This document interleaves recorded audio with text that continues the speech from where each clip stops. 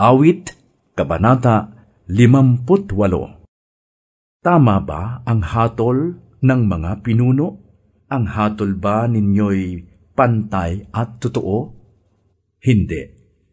Pagkat ang inyong binabalangkas, pawang karahasat, gawaing di tama.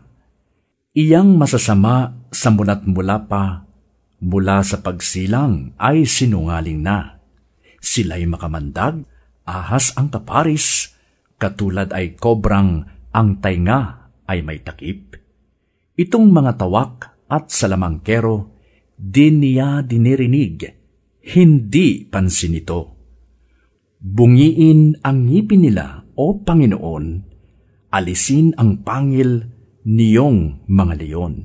Itapon mo silang katulad ng tubig, sa daay duruging parang mga yagit. Parang mga suso sa dumi magwakas, batang dinabuhay sa sang maliwanag.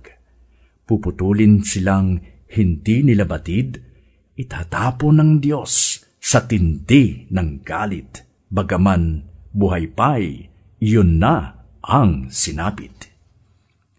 Ang mga matuwid na may magagalak, kung ang masasamay parusahang ganap. Pagkakita nila sa dugong dumanak, hindi mangingiming doon na tumahak. Saka sasabihin ng mga nilalang, ang mga matuwid ay gantimpalaan. Tunay ngang may Diyos na hukom ng lahat.